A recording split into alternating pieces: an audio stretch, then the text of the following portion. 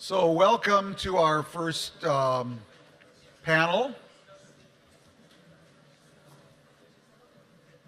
My name is Tom Friedman. I'm the foreign affairs columnist for the New York Times. And one thing I like about my friend Victor Pinchuk, our host, is that Victor doesn't waste time on small questions. So the title of this panel is, what does this war mean for the future of mankind and today's civilization? And we have an all-star cast from left to right. Yaroslav Hrytsak, Director of Historical Sciences at the Ukrainian Catholic University.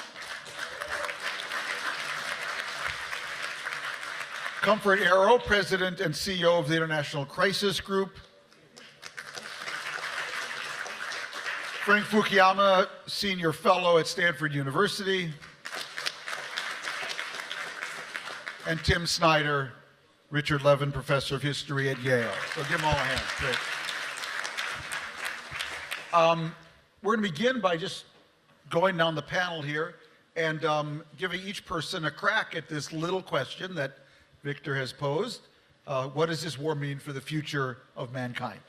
And Tim, would you kick us off? Okay, greetings everybody. Vitayu. So I agree with Tom that it's important to start with the very big questions, and I appreciate that Victor and his team have started us with this big question about the future of civilization, which I intend to take literally and seriously. So it seems to me that civilization has two fundamental meanings, and that in both of these senses of the word, civilization is at stake in this war. One of the things that civilization can mean is humanity. That is the notion that there are good things and bad things in the world, the notion that there are norms and laws and customs, and that these things actually connect us to what is good.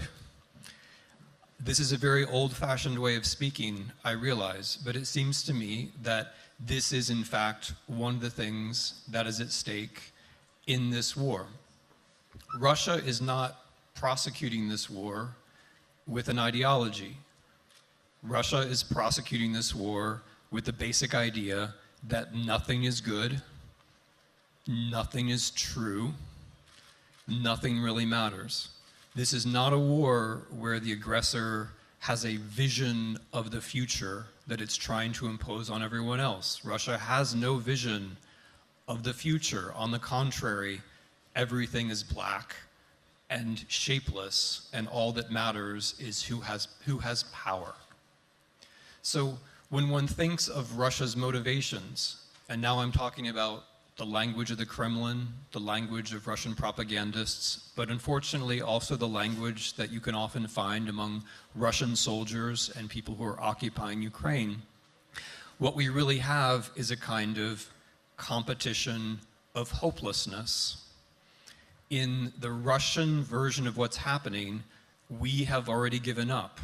Nothing is really good. All that really matters is power. Anyone who thinks otherwise is a fool or a dupe, and they get what they deserve.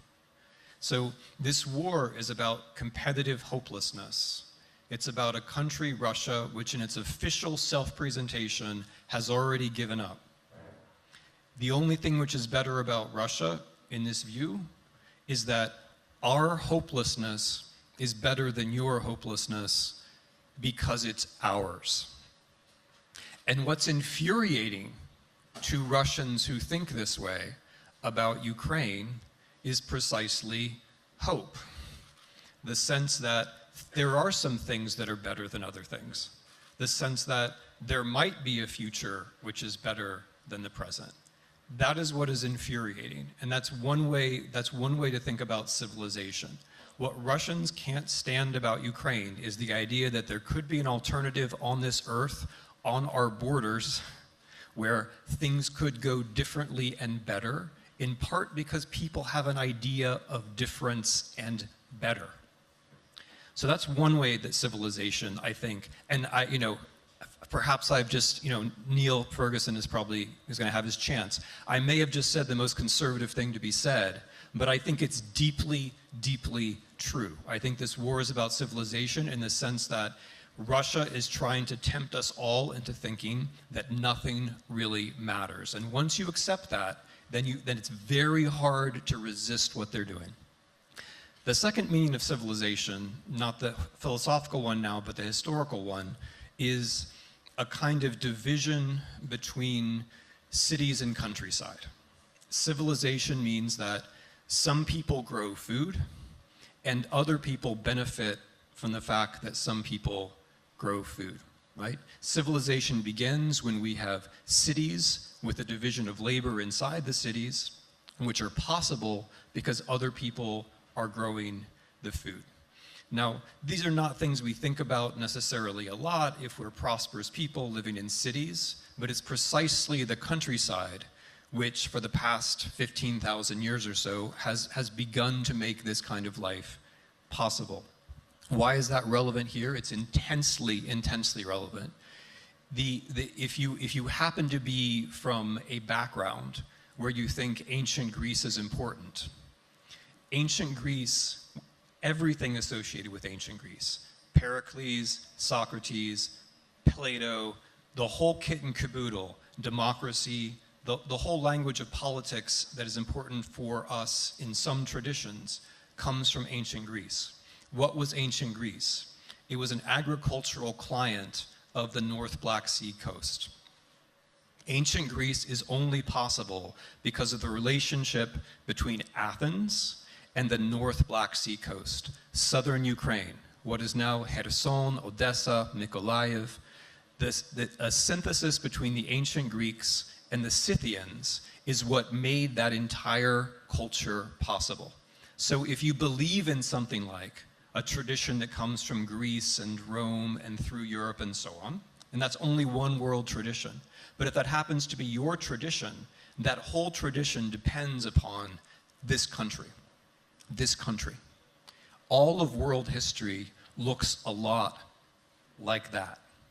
If we jump forward to today, we can see that in the intervening 2,500 years or so, that role played by these lands is actually normal. History doesn't always focus on the people who grow the food. History often looks away from them to the people who write the books or win the wars. But if we look at the past 25 years, this has been essential the entire time. Ukrainian food supplies have everything to do with how Vikings from Rus, or for that matter, Mongols from Asia, were able to establish their civilizations in this part of the world. It has everything to do with why Poles wanted to colonize these territories in the 16th and 17th centuries. It has everything to do with Stalin's project of modernization. Taking control of food supplies from this part of the world was the thing which was supposed to finance the transformation of the Soviet Union. And of course, in so doing, Stalin led to the starvation of millions and millions of people. The entire Second World War is a German effort to take control over these fertile lands. That was Hitler's #1 main war aim. Both Stalin and Hitler were trying to transform the world order on the basis of controlling Mykolaiivska Oblast, Khersonska Oblast, right? That's all of eastern and southern Ukraine. These territories were the axes on which attempts to change the world turned. And that includes today. I'm trying to bring us to what I think is a very fundamental sense of this war, which has to do with civilization. Ukraine today is to the world much as it was to ancient Greece. Ukraine feeds much of the world, especially in Asia and Africa. Just as there's a division between city and countryside in principle, there's a division between Ukraine, the richest food-producing center in the world, and the rest of the world. The existence and functionality of Ukraine is what allows other people to thrive and prosper. This is a sense of this war. When Russia floods some of Ukraine's most fertile territory by breaking a dam, that is about cutting off food supplies. When Russia sends a missile to kill Ukraine's leading agro-businessman, right at the time when he proposes building new ports on the Danube, that is about food supply. When Russia mines fields, that is about food supply. When Russia attacks over and over again the ports of Odessa, that is about food supply, right? You get it, okay. You got the idea. So I am just back from there. I was down in the south trying to figure this out. And Ukrainians down there are doing okay. The farmer who gave me this watermelon managed to demine his fields by rigging up a tractor and putting something in front of it so he could get in some of his crofts. Ukrainians are going to be okay with food, but they're not going to be able to feed the world unless Ukraine wins this war. That is my point about civilization. Oh, and by the way, since Frank is the one who comes next, and Frank traveled the longest to get here of all of us, I'm going to give Frank this watermelon from Hrytsak.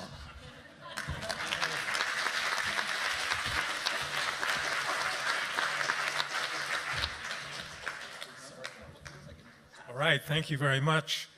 I will have a watermelon eating party up in my room a little bit later today if you want to join me.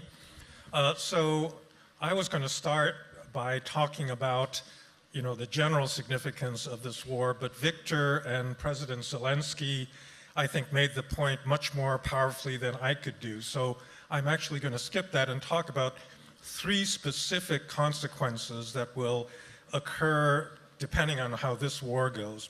So the first has to do with the near abroad or the periphery of Russia. Over the past year, I've been to Moldova, to Georgia, and 2 weeks ago I spent a week in Almaty in Kazakhstan. And every one of those countries will be immediately affected if Russia succeeds, holds on, and is able to grab Ukrainian territory and hold it. They've already made claims on northern Kazakhstan. I think that if they had succeeded in toppling the government here last February, or February of 22, Kazakhstan may have been next. Georgia is run by a pro-Russian hidden oligarch that doesn't want to actually make his political presence, known, but pulls strings like a puppet master behind the scenes and has been quietly helping Russia. And Moldova has got a president, the first one in their post-Soviet history that isn't a corrupt, really bad person, but she is hanging on by a thread. And every single one of those countries will go one way or the other, depending on what happens in this war. If Russia is weakened, all of them are going to have much more room for maneuver, and they will be able to, make progress as independent, sovereign countries. Georgia and Moldova, hopefully, as real democracies. Second has to do with East Asia. So this has been mentioned already. I was in Tokyo with a group from our institute last January talking about Taiwan. I think it's safe to say that prior to February 24th of last year, almost nobody in East Asia took seriously the possibility that China could actually invade Taiwan and try to overthrow its democratic government by force. And now they're forced to confront that. The reaction to the war, to the invasion in Japan was really remarkable because for some reason, something that had been this abstract possibility that most people discounted became very, very vivid.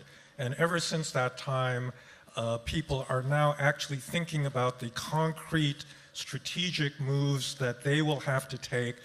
In this, Japan is utterly important because there's no way that the United States could help defend Taiwan if Japan doesn't cooperate. And so that is leading to a shift in Japan's basically pacifist post-war foreign policy that is as dramatic as the Zeitenwende in Germany. In fact, probably more, because they're going to do more than the Germans, but we'll see about that.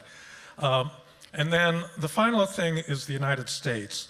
So, as I'm sure everybody in this room is aware, there's been this really weird transformation of the far right in the United States. You know, when Mitt Romney was a Republican candidate, he was roundly criticized for saying that Russia was the #1 strategic competitor of the United States.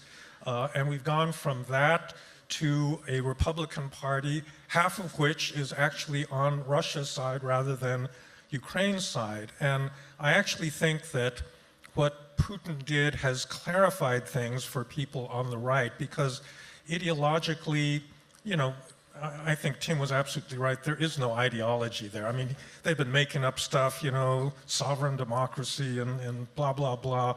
But what really crystallized that kind of right-wing support in the United States is just the idea of a strong man, right? They want a leader that doesn't have to listen to judges, to courts, to the press, to his own bureaucracy. They want somebody like Putin. And I think that as the last few months have unfolded with the indictments of Donald Trump and his complete contempt for the rule of law and for the judgment of prosecutors, it's very evident that he is really basically an authoritarian, and that authoritarian streak, which I actually didn't think was really present in American politics, has been crystallized. And I think Putin has personally helped to do that by presenting these people with a model of the kind of leadership that they would like to exert. And so therefore, you know, we've already said that the election next year will be important for the war here, but the war here is also going to be important for our future election, because if Putin is defeated, or when Putin is defeated, sorry, when Putin is defeated, the right-wing Republicans are not going to be able to get up and say, oh, you know, we don't want a woke army like the Ukrainians, we want real men like the Russians. It's already a ridiculous point of view, but I think, you know, it will be all the more clear when Russia is defeated. And so those are the three specific outcomes that I think will be very different depending on what happens in the war. And actually, we should pass the watermelon down the, down the path. I asked Comfort if she would bat cleanup in American baseball terms and be the end. So Yaroslav, why don't you go, and then I want to close with Comfort. Thank you so much. If I may, I start with the watermelon. You don't need a civilization to grow watermelons. You don't need a civilization to eat watermelons, but you need civilization to bring watermelon from Kherson to Kyiv in one day, and then they pass it to California. This is about civilization. This is probably one of the shortest definition of civilization means. My favorite one was provided with the very good British-Canadian historian Margaret Macmillan. She wrote a very important book, and I strongly suggest you to read it, How War Shaped Human Civilization. And in this book, she provided a very simple and very persuasive definition of civilization is. Basically, he says that people tend to break their legs, in literal sense. So when civilization starts when the person with a broken leg has a chance to survive. This is probably the shortest definition, so to say. Medicine, all the kind of things. So what I'm saying here, if you look on the global history, throughout the most of the global history, whatever continent you take, whatever time period you take, this would both more or less the simple line. The average expectation, life expectation will be 25 years, which means because half of the kids wouldn't survive until the 5, after the 5, people were suffering from and died for the illnesses that now are cured by the medicine, all the kind of stuff. So what I'm saying here, that during the last 200 years, we are witnessing the turning, dividing and changing points, that for the first time in human history, life expectation started to grow. Till the end of the 19th century twice, until the average age became 50.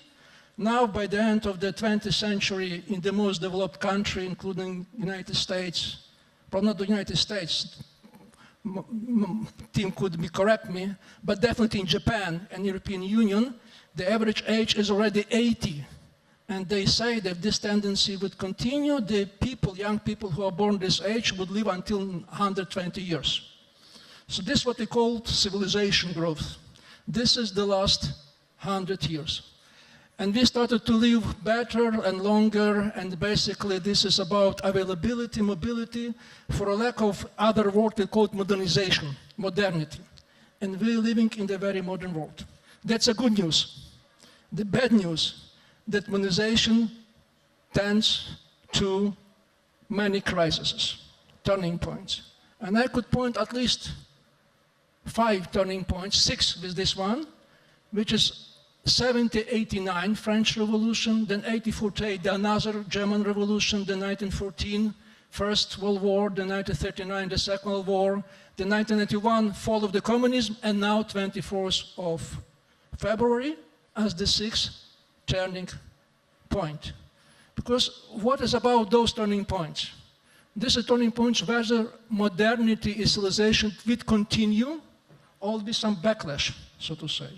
And this is very much. So why this turning point is different from the previous points? Because in these previous turning points, the main question was how to change the world for a better.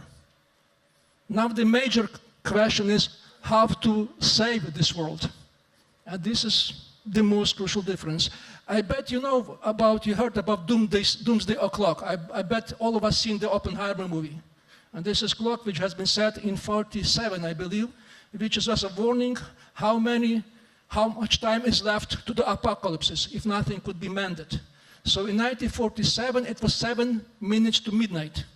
So now I was shocked when this January, the clock was turned to 90 seconds to midnight because of the Russian-Ukrainian war.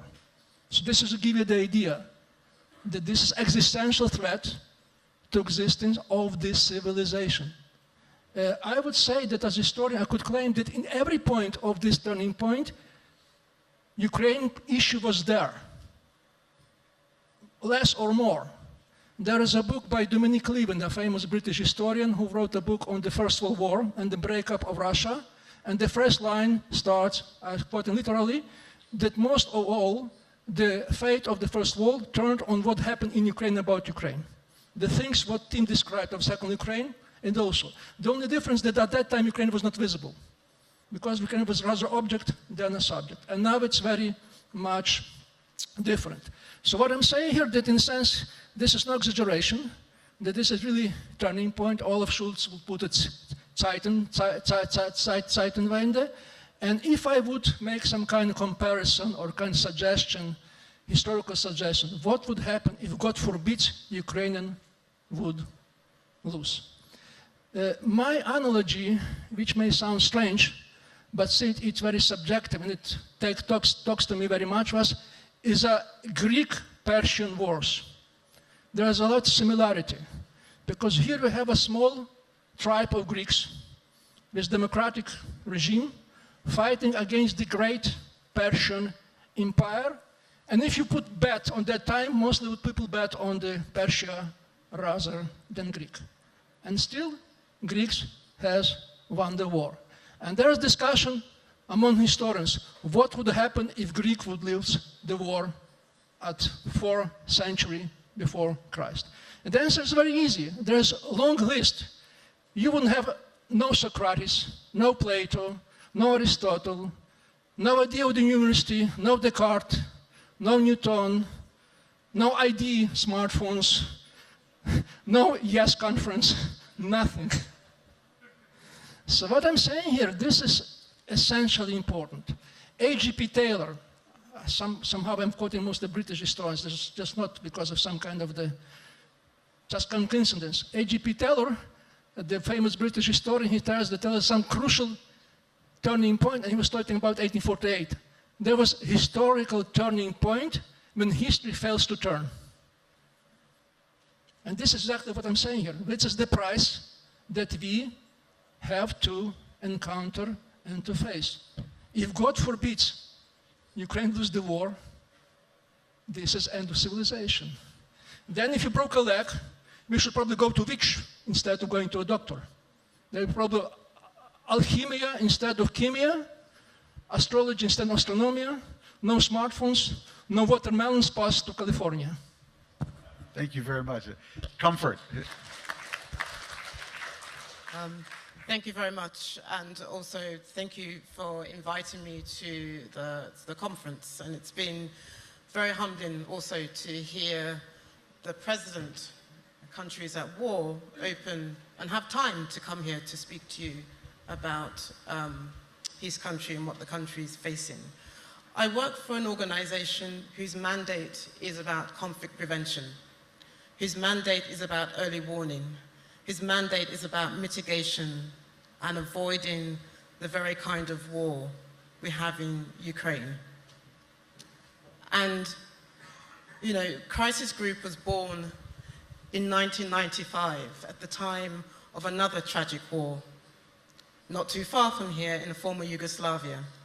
And at the same time, it was born because of another tragic war that was happening in West Africa, in Sierra Leone. And it was born also at the time of another tragic war that was happening in Somalia. That was in 1995. And here we are in 2003, and you have to ask yourself what has changed in that time.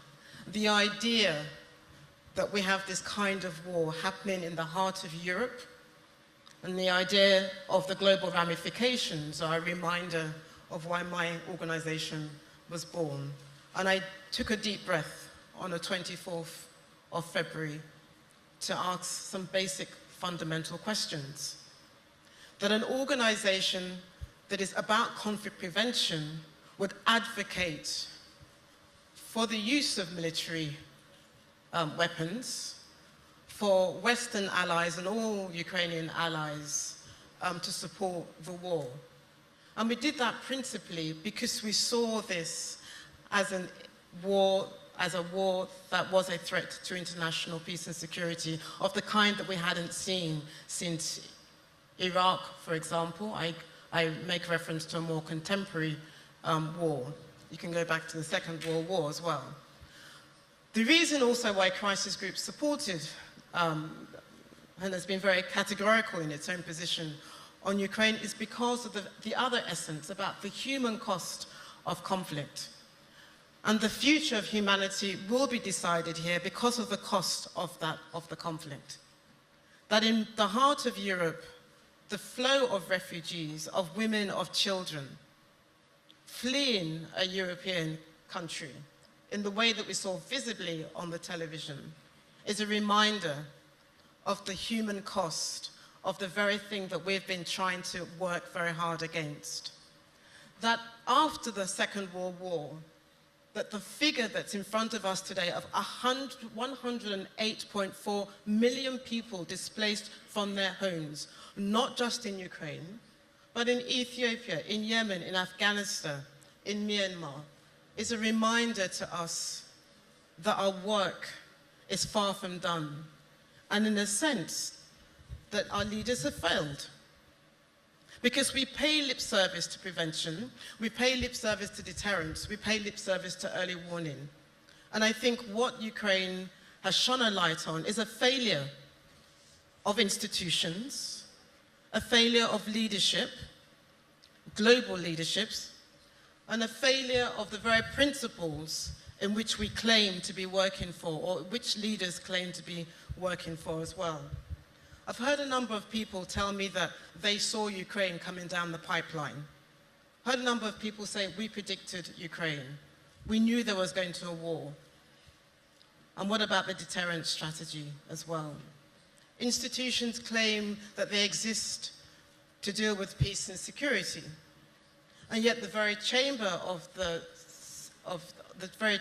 international peace and security, the United Nations Security Council, also has found itself unable to deal with this kind of crisis. So for me, the future of international institutions, the future of international leaders, the future of key structures that are born to deal with these kind of crises, I think is up for grabs also. That also will be determined within the context of this crisis as well. We are also facing a serious challenge, a humanitarian challenge as well, that we'll be talking today in 2023 about the magnitude, the scale of the humanitarian assistance, again, not just in Ukraine, because among the most deadliest violent conflict in 2022 was not just Ukraine, was Ethiopia as well.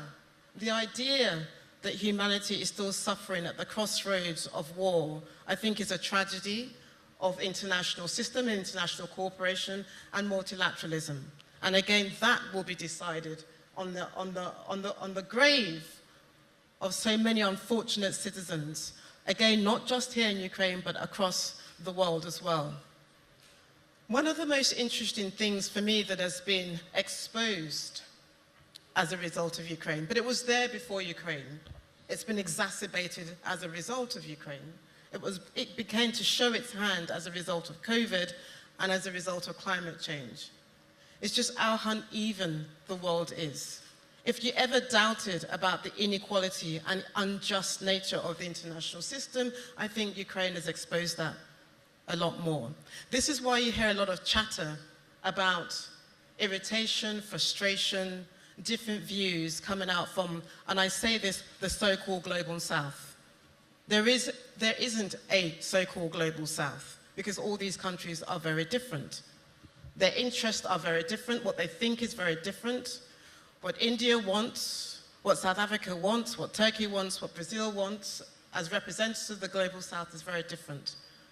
But the war has shone a spotlight on these countries, who are also called middle powers or rising middle powers. They're not rising, they've emerged, and they are game changers. And for me, this is also a significant outgrowth of this war. It was there before. And I put a spotlight on this because I think not only will the future of the world be decided in Ukraine, but it will be decided by other countries who also see that they have a stake in what happens in Ukraine. What happens in Ukraine will affect a number of countries globally, and these countries see that they have their future in Ukraine. We have a saying in West Africa, which is my origins. I come from Nigeria, the largest country in West Africa, the largest country in Africa. When Nigeria sneezes, when we sneeze in Nigeria, West Africa catches a cold.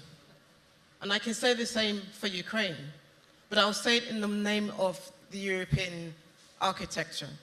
What happens in Europe and how this war ends matters not just for Europe, but it matters for the rest of the world. Because when Europe catches it, when Europe sneezes, the rest of us catch a cold. And so the future here and what happens here is going to be crucial. So I'll set aside philosophy, I'll set aside ideology, but just in practical terms, the human cost and how this war ends matters for all of us. And here there are no boundaries, there are no territories, because it is about the human cost of conflict. Thank you. Thank you. Thank you.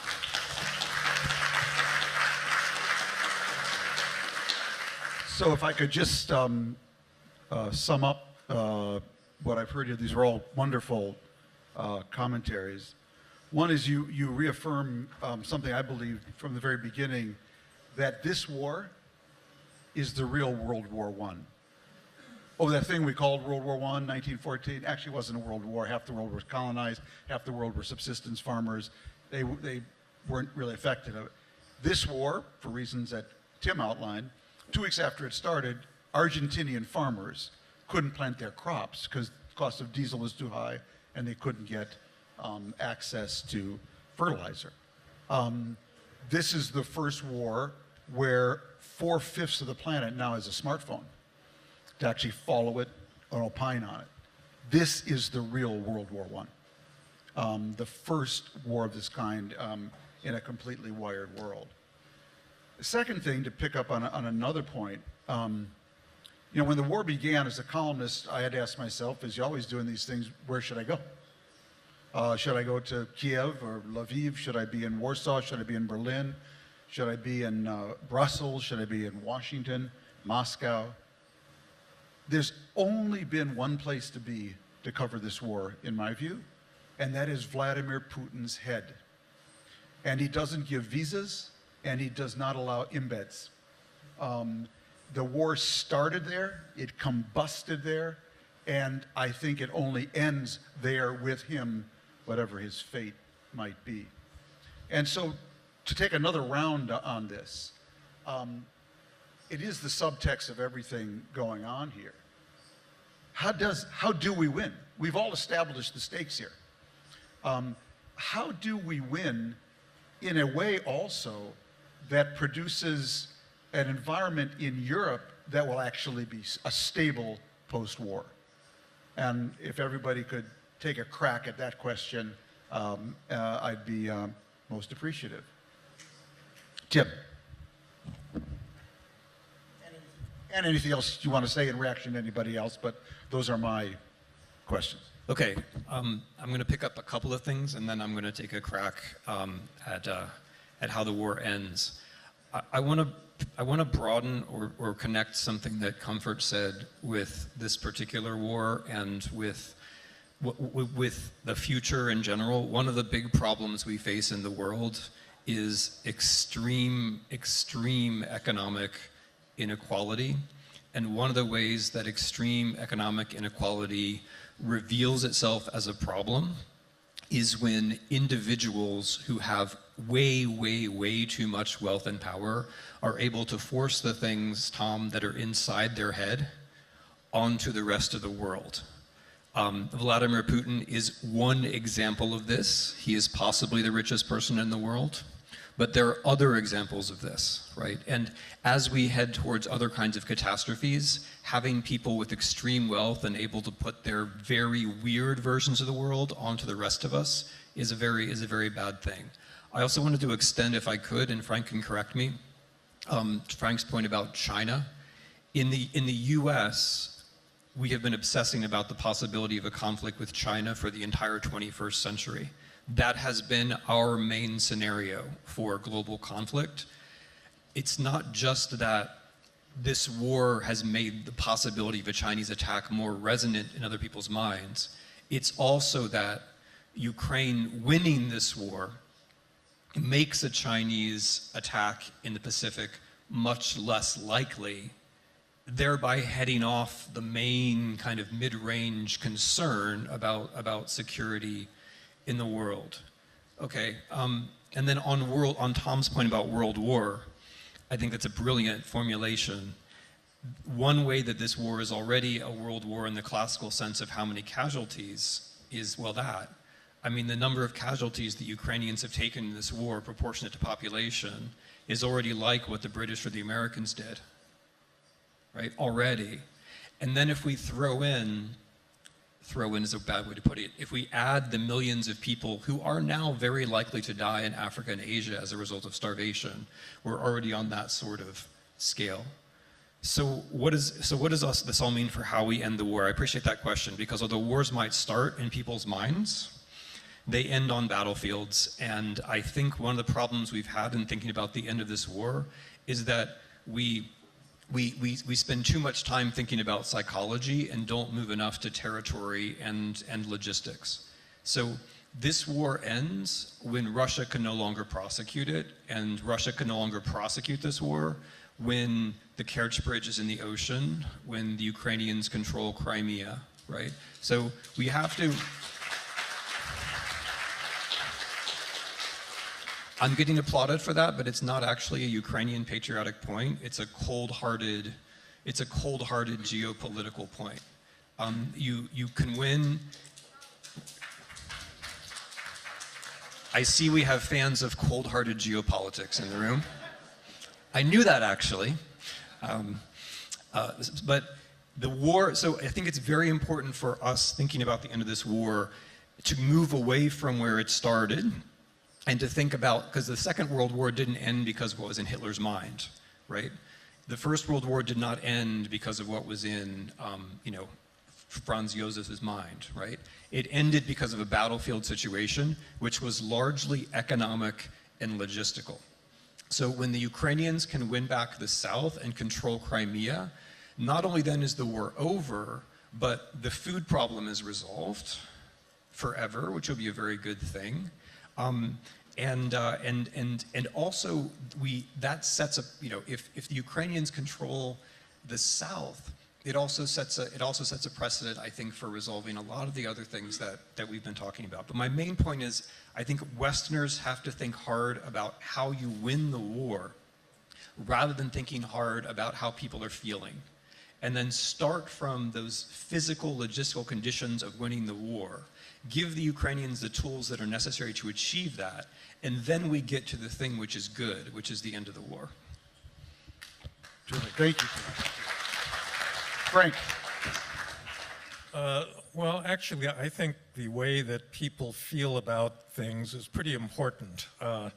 You have this generational change, right? So there's a generation that lived through the Great Depression, the great generation that fought World War II, especially in Europe, the '68 generation that rose up against, the stasis of bourgeois society.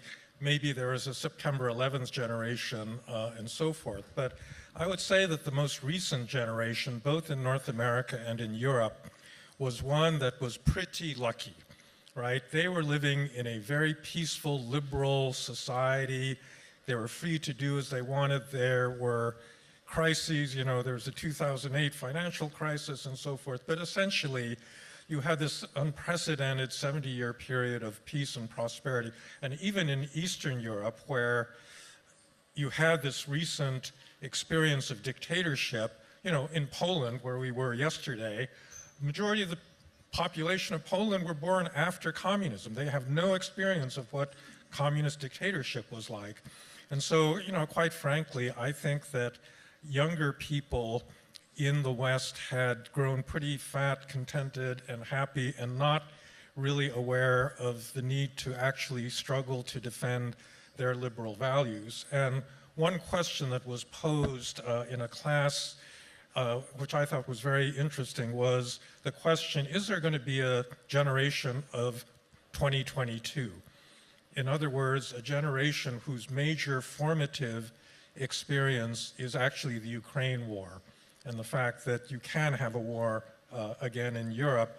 And their feelings about that are going to depend entirely on the outcome of the war, because if Ukraine is not a possibility, but if Putin's plan had gone the way Putin wanted, it would be very bad for that generation, because they'd say, okay, we stood up against dictatorship, but then we ended up in a forever war, and just like Iraq, Afghanistan, what's the point of fighting? But when this war is won, and it is won as a result of the concerted, cooperative efforts of a generation of people that believe in democracy, I do think that that is going to have a big effect, and there will be something like a generation of 2022 that, is ready to face a whole higher level and set of challenges than the one that preceded it. Thank you, Rick. Yaroslav. There is a general consensus among historians and military experts that this war, the closest analogy is still the First World War. In a sense, the logic of the military operations. Let me just remind you that in 1917, British officers used to joke that the war would proceed in such a pace they would get to Berlin in 170 years. So this is basically positional war. I remember the last year Institute of Studies of History of War made such a also prediction that if Russian offense would proceed in such a pace as they did in March and April, they get to Kyiv in the middle of the 22nd century. So this is positional war, which is one of the most surprising things among historians, because they think it will be different war. But that said,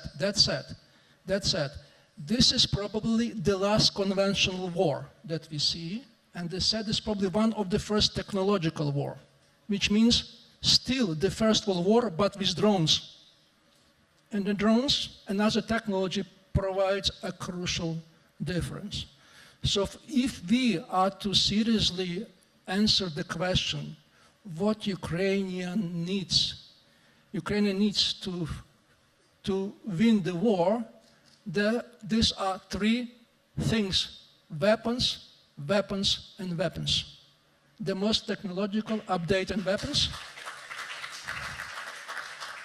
which could move this war fast forward, because Russia could not stand up to this kind of technology. So this is probably a simple answer. It is not a simple answer, but there's another kind of answers which are much more complicated, because we know in history you could win a war and lose a peace. And for us, Ukrainians, the major concern is that once we win this war, whether our kids, grandkids, or grandkids will not be supposed to wage another war with Russia. There has been a very good Ukrainian, Russian, Jewish historian who made his career in the United States, Alexander Yanov. And he made this a concept which I believe explains a lot. The concept called Russian pendulum. He says that throughout the last 200 years, there are many efforts made by Russian elites to normalize Russia and to make it a normal European country. There's a lot of reforms. Alexander II. Okay, we have to be just reminded that Putin came after approximately 10 years of democratic reform by Gorbachev and Yeltsin. So what he says, what Russian pendulum is, that every time Russia tries to normalize itself, it ends in fiasco. And more than that, the pendulum shifts in other directions. With a new regime coming, more authoritative than the other one, with a long streak on repressions, and most necessarily aggression against the neighbors. So this is what he says, the basic challenge for the world is to stop Russian pendulum. Because nowadays, as we see, Russia is a great factor of global instability itself, like a global warming or any kind of the things, so to say. So what I'm saying here, this is something which I believe it's not very much discussed, what to do with Russia. Because once, if you leave the Russia go free like we do in 1991, the pendulum may shift again, and then we have the same, similar serious situation. I wouldn't go into details, I just want to kind of the advertisement.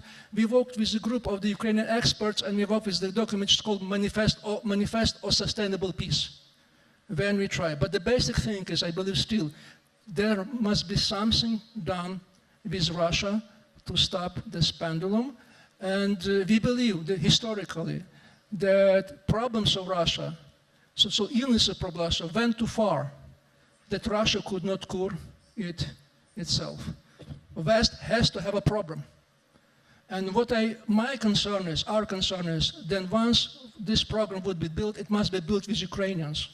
Because first of all, Ukrainians deserve it because of their losses and their heroism. And secondly, I would say, Ukrainians are now the best experts on the best experts on the Russian question. Nobody knows Russia that well as we do.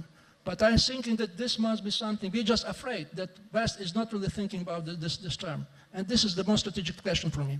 Thank you. Comfort. Yeah, I just want to endorse what you've just said. I mean, you asked the question, how do you win the war? But I think the key question also is how you win the peace and guarantee a sustainable peace to the extent that you don't come back here again. And again, it goes back to the question, it matters how you end the war, but it also matters how you ensure a sustained peace. And lessons learned from other conflicts that you see around the world is that you can win the war, but you fail the peace.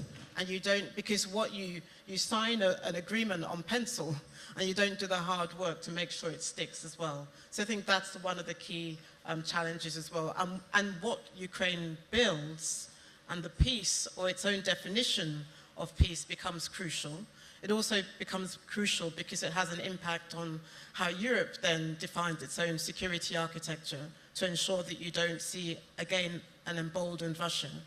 And the rest of the world will be paying attention, because if it ends up being a messy peace, it will then continue to have significant global impact. So I just want to really endorse what you said about winning the war is one thing, but the hard work is making sure the peace is sustained. Thank you. Comfort, your comment triggers a thought of mine, which is I'm actually working on a book now about my time in journalism, which I was sharing with Frank on the bus ride here. And I have a chapter on what's actually the worst thing I saw, the most important thing I saw, and what's the best thing I saw in 45 years. And this surprises a lot of Americans, but the best thing I saw, I think, in my 45 years was the creation of the European Union. Now, Americans will do anything for the European Union except read about it, okay? But in fact, in my lifetime, a continent that had hosted, civil wars and cultural, religious, ethnic wars for time immemorial, became the biggest center of free markets, free people, defending human rights and the rule of law. We're the first generation of Americans who get to live in a world of two United States, not just one.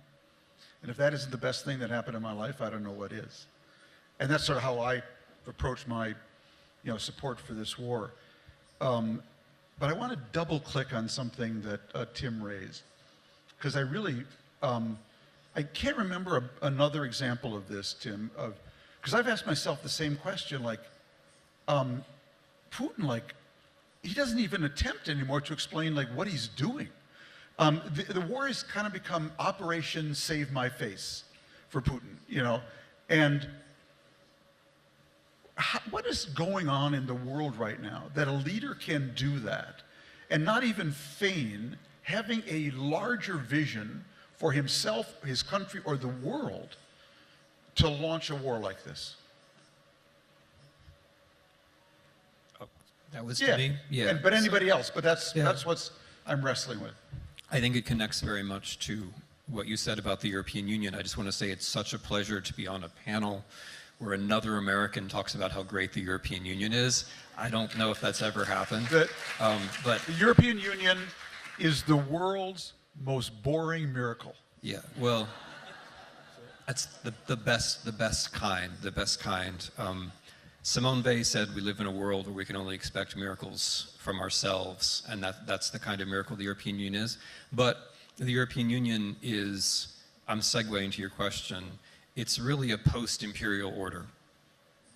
European Union is where European imperial powers went after they lost their last imperial war, which is not the story they usually tell about themselves. The story they tell about themselves is, we're very reasonable people, unlike the Americans, and we always liked peace. And we just had a little mess up with the Second World War, and then we remembered we liked peace. And that's 100% false. What's true is that after they lost their last imperial war, they had a better idea. Germany in 45, the Netherlands in 48, France in 62, so on and so on, right? And what this leads to is that, and it connects with what Slavko Hrytsak was saying, Russia has to lose this war.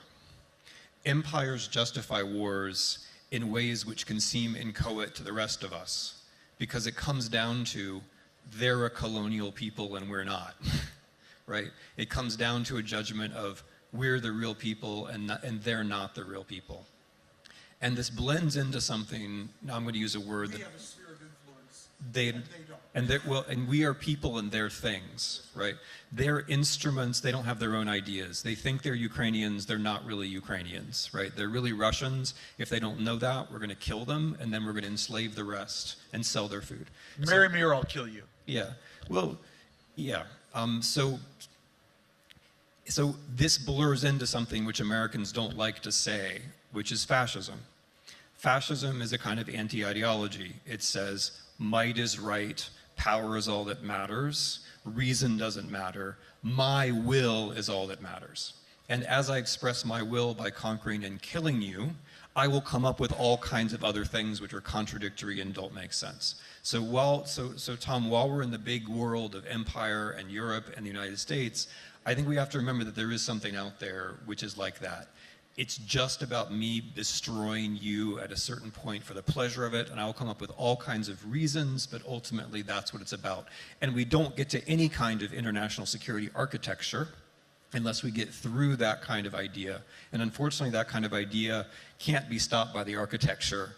It can only be stopped when we think hard about how to win a war, and then we build a better architecture. We have 5 more minutes left, and I want to give everyone a chance just to sum up your thoughts. Anyone react to anything you've heard, or put a punctuation point on the points you've made? Frank, we'll just go right down the line. Well, I actually do think that there is a conflict of ideas that's going on in the world right now, of which the Ukraine war is the premier example. It's true that Russia doesn't have a big idea that's driving it the way, the Soviet Union did with Marxism, Leninism. But it is the case that there is a narrative out there that was being pushed by both Russia and China. The Chinese say this very overtly. They say the West is in terminal decline. It's a degenerate civilization. It doesn't have the capacity to defend itself. Putin gave that famous FT interview back in 2019, 17, a few years ago, saying that liberalism, Western liberalism, was dead. And quite frankly, there are a lot of young people in the United States that say something very similar. They say, you old liberals, you had your time. We got to get beyond it. We got to get to some different kind of civilization. And I think that that's kind of the glue that holds. So I agree completely with Comfort. This idea of the global South it just doesn't exist. I mean, it's kind of hilarious if you read the commentary on this BRICS summit. So the week after the BRICS summit, Xi Jinping refuses to come to the G20 summit because he doesn't want to give India, too much prestige, right? So, and they've got border disputes, and right, so there isn't a coherent idea. The only thing that's coherent among this very diverse group of actors, both some domestic in the West and a lot of internationalists, they don't like Western liberal democracy. And they've got this, this feeling of resentment that the West was, they were colonial, they were oppressive, and so forth. And I think that that's really the challenge that is in front of this generation, is to restore a belief, a positive belief, as opposed to this negative, Russian, let's make everything, tear everything down. We have to restore a belief in our own institutions, why it's better to live in a free society as free people that can determine our own fates. And that's the idea, that is really, I think, underlying this big conflict that we're currently in right now. Comfort. I even want to take your argument further, because it's not so much that they, with lots of quotation marks around it, it's not that they don't necessarily like it. There are things about it that they do like. There are things that they want to preserve. Because I don't see anybody necessarily saying, for example, I want to get rid of the United Nations, but I want to improve the United Nations. I want to make better the international architecture. It was President Zelensky who threw down the challenge and then led the United States and others to say, we're going to reform the Security Council or the UN. Reform it to what exactly? How you're going to make this chamber, this multilateral organization, more equitable, and how you're going to make sure that you're not just preaching to me, so do as I say, not as I do, which is the other challenge that a number of countries have. How are you going to address that conundrum? Because we've seen it, the double standards, the hypocrisy. This is not about Ukraine. This is about the West's own history in a number of these countries. And the one thing I would say, and I say it to this room, and I'm glad that you picked up on it, Professor, which is that this notion of a global South is a fallacy. There is no solidarity among these countries. They all individually have national interests. They all individually have their own foreign policy. They all individually are sovereign countries. The BRICS is not unified. China and India, as you rightly said, have their own different views as well. but they're all united in maybe that frustration, particularly from Africa, you know, and most of the time we spend a lot of our time saying, here's the map. A number of you studied in the Soviet Union. By the way, you happen to study in Ukraine of the Soviet Union as it was then. So don't forget your history. We spend a lot of time also reminding a number of these countries that the frontline liberation countries that were there to help liberate a number of African countries was not just the Soviet Union, but it also happened to be a number of Scandinavian countries as well who were part of your frontline states. So there's a lot of history learning to do on the other side as well. But I think it's important to leave this room with a very clear understanding that I think it's wrong to read a unified global south because there is no solidarity. They all think differently, and I think the Ukraine conflict has helped put a spotlight on that rising power, but I think it does a great disservice to lump them all together and to think of them as one group united in one idea. Yaroslav, thank you. Finish us off. If we live in dark times, we live a dangerous time. And Timothy Garton Ash once, a long time ago, wrote that if you live in the world of dinosaurs, the only chance to survive to become dinosaur itself. So basically, his argument was that East European Union and this boring project want to survive, we have to extend. We have to extend. And he said at that time that the most promising country was Turkey and Ukraine. Most likely, we already lost Turkey. Most likely, we don't know. But Ukraine is still there. So what I'm saying here, this is very important. Ukraine is not a problem for European, it's a solution for the European Union. This is a hope, so to say. And to end up with the history, one of the things they do, we basically very badly need a new narrative on European Union and the world, which will have Ukraine as a part of this narrative, so to say. So probably this is the shortest question, short answer I could provide. Thank you. This was a terrific panel. Thank you all very much. Put your email. I'd like to be in touch with you. Wonderful.